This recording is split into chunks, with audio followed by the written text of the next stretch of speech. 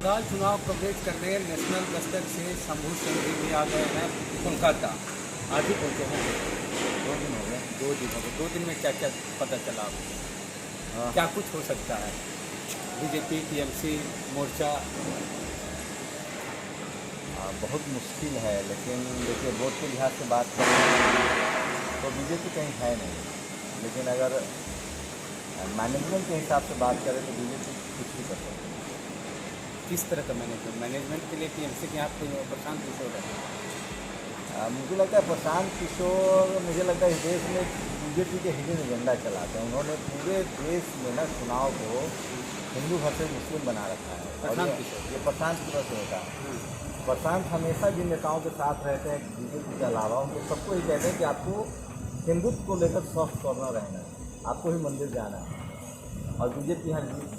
बाकी तो जो उनके जैसे पश्चिम बंगाल में मुस्लिम हार्डकोर वोटर है टीएमसी का, लेकिन उसको लगता है कि जब ममता बनर्जी वही कर रही है जो राहुल गांधी करने लगते हैं, जो बीजेपी कर रही है, तो हिंदुत्व का जो दुकान है ना, उसमें बीजेपी उसका होलसेलर है। आपको कुछ नहीं मिला लाभ, इससे होता है कि हाँ, उस मुसलमान कुछ वोटर जो है वो वैसे के साथ चला गया। देखिए, तो फिर बीजेपी हिंदू हिंदू करे, दीदी मुस्लिम मुस्लिम करे, ये भी गलत। आप मुस्लिम एक चीज़, अब बंगाल की अगर हम बात करें तो बंगाल में जो हम दलितों से मिले, मैक्सिमम दलित बीजेपी के साथ। अब 30% आबादी दलित की है, 30% आबादी मुसलमान की है। ये 30% दलित और आदिवासी और मुसलमान, इन तीनों को मिला के हो जाता है 60%। इस 60% पे अगर कोई फोकस करता तो उसकी सरकार बन जाती, किसी और की जरूरत नहीं कायदे से। लेकिन वो जो दलित है, बीजेपी यहाँ आई और सबसे पहले टारगेट ऑडियंस उनका कौन है? दलित, क्योंकि उसको समझाना आसान है, बहलाना फुसलाना आसान है। बीजेपी ने बड़े अच्छे से कैलाश विजयवर्गीय की तारीफ कर दी कि उनको जो काम दिया गया वो बढ़िया से किए। आखिर मोदी की रैली में मोदी करने वाला कौन है? आपकी जानकारी ज़्यादा है और आप पहले से हम आए और फील्ड में घूमे, तो जो मोदी कर रहे हैं यहाँ पे, या तो वो लोग हैं जो यहाँ पर दलित हैं, मुसलमान हैं, वो लोग हैं, या फिर वो लोग हैं जो यूपी बिहार के हैं और हिंदू कहते हैं अपने आप को, चाहे वो एससी हो, ओबीसी हो। और बाकी यूपी बिहार के जो मुस्लिम हैं वो ममता कर रहे हैं। यूपी बिहार के जो हिंदू कहते हैं खुद को, वो मोदी कर रहे थे। हिंदी भाषी वाले जो लोग हैं, जो हिंदी बोलते हैं, मोदी आते हैं, अमित शाह आते हैं और कोई भाजपा के नेता आते हैं दिल्ली वगैरह, हिंदी में भाषण देते हैं और उसको सब कुछ समझ में आता है। हिंदी वालों को अपने आप को अटैच करते हैं हिंदू के नाम पे, हिंदी भाषा के नाम पर, और बीजेपी के प्रति उनका जो झुकाव वो होता है। ममता बनर्जी अक्सर बंगाली बोलती है। तो ये जो भाषा वाला मामला है, तो भाषा की वजह से और धर्म की वजह से जो बिहार यूपी के लोग यहाँ बसे हुए हैं वो मोदी कर रहे हैं। अच्छी जानकारी दी आपने। मैं फिर कह रहा हूँ, यूपी बिहार जिस पर ठप्पा लगता है कि वहाँ जाति की राजनीति होती है, सच्चाई ये नहीं है। वहाँ जाति के खिलाफ राजनीति होती है। रेस्ट ऑफ देश में आप जाएंगे तो शेड्यूल कास्ट की आबादी 30% से कम तो कहीं नहीं। पंजाब में 32%, नहीं कम, मैंने कहा 30%, 25% से ज़्यादा आबादी, कम आबादी देश में कहीं नहीं।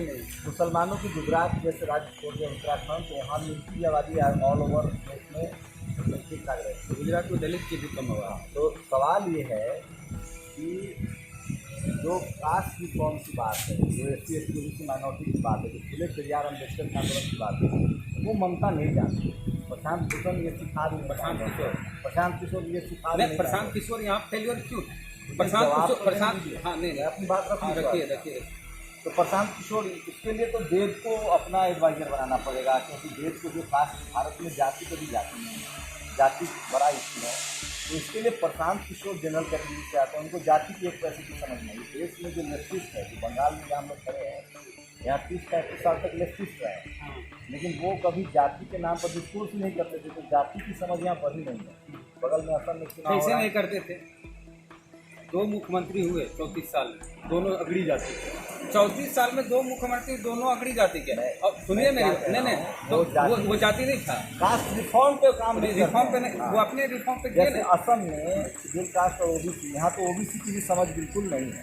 नहीं है, यहाँ नहीं है ना, बंगाल में नहीं है। तो मैं वही कह रहा था कि ममता बनर्जी को, बीजेपी को कास्ट की समझ है। लोकसभा चुनाव में भी मोदी ने अपना कहा।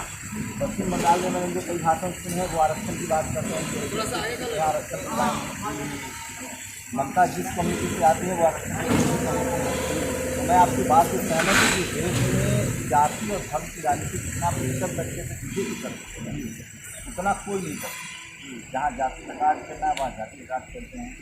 वो बांग्लादेश गए ही थे प्रधानमंत्री ने समाज, हाँ मोतिया मंदिर में गए। हाँ उसी समाज को टारगेट करने के लिए।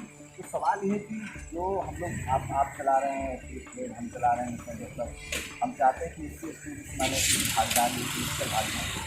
ममता बनर्जी को ये बात की परवाह नहीं थी, तो देश को रखना चाहिए। ऐसे मैं इसलिए कह रहा था प्रशांत किशोर पर आ रहा था। प्रशांत किशोर जिसका भी एडवाइजर बनेंगे वो सिर्फ और सिर्फ हिंदू मुस्लिम की राजनीति समझाएंगे। क्या प्रशांत किशोर की समझ है आरक्षण को लेकर? प्रधानमंत्री बहुत समझ है प्रशांत किशोर। अरे समझ है, लेकिन इसको एडवांटेज में नहीं तब्दील कर पाएंगे। बिहार में प्रशांत किशोर की एक बात है, यही कहेंगे कि प्रशांत किशोर बक्सर बिहार के हाँ हिंदी भाषी हैं और बंगाल के जो बंगाल के आरक्षण के पर आरक्षण पे नहीं, थोड़ा सा यहाँ पे आते हैं कि प्रशांत किशोर बक्सर बिहार के हैं, हिंदी भाषी हैं। बंगाल में बिहारी जो है वो मोदी कर रहे हैं हिंदी भाषी लोग, तो उसको क्यों नहीं मैनेज कर पाए अपने बिहार के अपने हिंदी भाषी लोगों को?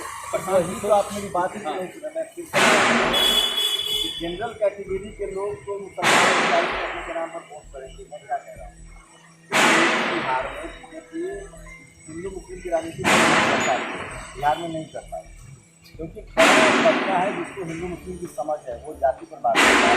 बिहार में ओबीसी बहुत सारी जातियाँ विकास के लिए वोट करते हैं। बंगाल हो, बगल में असम हो, और जैसे तमिलनाडु का चुनाव, वहाँ तमिलनाडु का चुनाव पेरियार के आसपास होता है। 20 सीट की औकात है बीजेपी का चुनाव लड़ना। 20 सीटें दिए गए नेता की पार्टी। तो सोचिए देश की सबसे बड़ी पार्टी जिसका प्रधानमंत्री है, जिसके आधे से ज़्यादा राज्य है, वो तमिलनाडु में क्यों सफल नहीं होती है? क्योंकि वहाँ राजनीतिक पेरियार के आसपास जिसमें धर्म की राजनीति कुछ नहीं करती। वहाँ SC ST OBC के लोग आरक्षण 69% हैं और पहले से तो वो जलंधर ने दिया था जो कि ब्राह्मण समाज है। तो मैं कह रहा हूँ कि हम लोगों की जिम्मेदारी बहुत ज़्यादा है देश, तो हम लोग पैन इंडिया जब हमारे चैनल देखा जाता है पूरी दुनिया में, हम लोग को बताना पड़ेगा कि ममता हो या लेफ्ट हो या BJP, SC ST OBC minority को कुछ मिलना नहीं जब तक उनका पॉलिटिकल रिप्रेजेंटेशन नहीं होता। मायावती को मैंने इससे पहले, ममता बनर्जी को मैंने इससे पहले कभी आरक्षण पर बात की। अच्छा एक चीज़ बहुत बड़ी बात बताते हैं हम कि हम पूरे 3-4 महीने से बंगाल में घूम रहे हैं, हमको कहीं अगवा अम्बेडकर की प्रतिमा नहीं दी, कार्ल मार्क्स लेनिन सबका दिख गया। तो मैं क्या कह रहा हूँ भाई, मैं लास्ट पॉइंट अप करूँगा, मैं 30% आबादी है, मैं लास्ट पॉइंट अप कर रहा हूँ। इसलिए मैं कह रहा हूँ कि जहाँ लालू, मुलायम, कांशीराम, मायावती, करुणानिधि हुए, हेमंत सोरेन, शिबू सोरेन हुए, वहाँ फुले पेरियार अम्बेडकर फिर भी थोड़ा बहुत पहुँचा है। जहाँ लेफ्ट होगा ना, चाहे वो त्रिपुरा हो, चाहे केरल हो, चाहे पश्चिम बंगाल हो, लेफ्ट के जो लोग हैं वो ग्रीन स्नैक है, ग्रीन ग्रास। अरे हिंदी बोलिए वो हिंदू मुस्लिम बात करेंगे लेकिन वो जाति को लेकर बहस नहीं करेंगे। तो आप देखिए जब इसका जो जय भीम लाल सलाम वो तो JNU में तब आया जब वहाँ एक संगठन बना दलित बापसा, और जब वहाँ SC ST OBC के बच्चों ने लेफ्ट से अपने आप को काटा तब उन्होंने लाल सलाम और कन्हैया जैसे लोग किसान जो प्रोग्रेसिव अपना कहते हैं। लेकिन मैं फिर कह रहा हूँ इस देश के SC ST OBC माइनॉरिटी के लोगों को अपनी लीडरशिप हाथ में रखनी पड़ेगी, नहीं तो कहीं जो की रक्षा दिल्ली बहुत दिन करती नहीं, भूख लगेगी खाली दूध की भी या चूहे की जिसकी। तो मायावती की भूमिका बहुत बढ़ जाती है हिंदुस्तान इंडिया पार्टी है। लेकिन सवाल है कि SC ST OBC माइनॉरिटी के पास नहीं, मायावती की अगर बढ़ जाती है तो बसपा भी तो यहाँ चुनाव लड़ रही है। कहाँ है मायावती की रैली क्यों नहीं, मायावती खुद कैंपेन करने क्यों नहीं आए? मैं बता रहा हूँ, मेरी बात कंप्लीट है। मैं कह रहा हूँ ऐसी तमाम पार्टियाँ जो SC ST OBC माइनॉरिटी की लीडरशिप वाली पार्टी, अब देखिए अखिलेश यादव चुनाव नहीं लड़ेंगे, तेजस्वी नहीं लड़ेंगे, ये तो मैक्सिमम सेक्रीफाइस है ना। लेकिन कांग्रेस यहाँ चुनाव लड़ेगी, लेफ्ट चुनाव लड़ेगी, क्योंकि उसको पता है कि जब पूरे देश में बीजेपी आ जाएगी, जब SC ST OBC माइनॉरिटी की पिटाई हो जाएगी, अधिकार छीन ले जाएंगे, तो हम सब फिर कांग्रेस की तरफ आएंगे। तो कांग्रेस जो कर रही थी वही बीजेपी कर रही है। नकुल जवाब मेरा ये है कि हम लोग यही समझते हैं। मैं आज से निधि ने लिखा भी है बढ़िया को कि बंगाल में बहुत सारे पत्रकार हैं जो हिंदू मुसलमान कर रहे हैं, इसके बारे में आपको रिपोर्ट करते हैं। हम रोजी रोटी, मकान और बहुजन समाज की बात करते हैं। हम देखेंगे उनके यहाँ क्या है। रोजी रोटी मकान की राजनीति नहीं हो रही है, चुनाव भी नहीं हो रहा। यहाँ दो ही नारा है, एगो परिवर्तन हो गए, एगो खेला हो और कुछ ना हो। ममता मुझे बनर्जी लगता की है तरफ मुझे से लगता खेला है हो कि गए और बीजेपी की तरफ से परिवर्तन हो देखिए, गए। मुझे लगता है कि अगर ममता बनर्जी आती हैं तो SC ST OBC और माइनॉरिटी के लिए यही है कि उनको लिंच नहीं किया जाएगा, हाँ। थोड़ा लॉ एंड ऑर्डर रहेगा। बीजेपी आती है तो दोनों आरक्षण भी जाएगा, लिंच भी किया जाएगा और कास्ट एट्रोसिटी। देखिए, मुसलमान तो दलित को मारने नहीं आ रहा है, बहुत कम हो गई इसकी संख्या। Schedule caste schedule tribe OBC को कौन मारता है, उसके असली दुश्मन कौन है? हम भी हिंदू हैं, आप भी हिंदू हैं, अभी हम वर्ग तो हुए नहीं हैं, तो हमारे आरक्षण का विरोधी कौन है? हमारे स्कूल कॉलेज में पढ़ने का विरोधी कौन है? तो SC ST OBC को माइनॉरिटी को फिलहाल तो जब उसकी अपनी पार्टी नहीं थी उसको अपना असली दुश्मन की पहचानना चाहिए। तो और बाकी 2 दिन में क्या थे? 2 दिन घूमे हैं ना यहाँ, और आपकी टीम का आज लगातार दूसरा दिन है, हाँ वो लोग हैं, लेकिन वही है कि जो SC ST OBC माइनॉरिटी की जो पत्रकारिता है, उसके जो पत्रकार हैं उसको देश की तरह होना होगा, जो बहुत बारीकी नज़रों से उसके मुद्दों को देखा। हमारी थोड़ी हम न किसी सलाहकार बनेंगे ना हम हमारी तरफ कोई है। आप क्या देखिए यहाँ वो बताया जाए। मैं 2 दिन बहुत कम समय होता है कि आपकी टीम तो लंबे समय से देखते हैं। हाँ वो लोग उसी मैं अपनी टीम से बहुत बोल था कि वही लोग उसी की राजनीति में मेरे रिपोर्टर्स थे थे, तो वो हिंदू मुस्लिम ही देख रहे थे।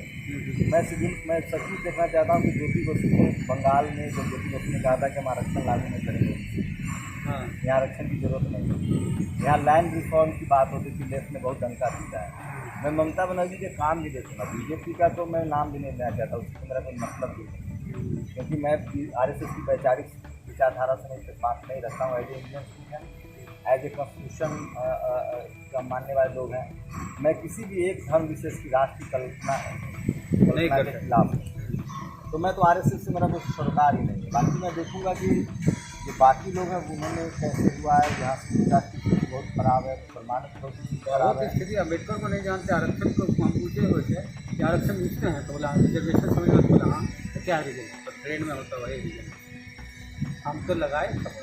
तो हम लोग के लिए बड़ा चैलेंजेस है, हम लोग को इस पर काम करना पड़ेगा, बहुत काम करने की जरूरत है यहाँ। तो आप भी कर ही रहे हैं, बेस्ट ऑफ लक। है ऐसे भी जो टीचर हैं सरकारी स्कूल में, 14 अप्रैल इसी महीने, हम पूछे इस महीने 14 अप्रैल है, दलित, और वो बोली थी कि पहले मैं दलित हूँ बाद में नेता।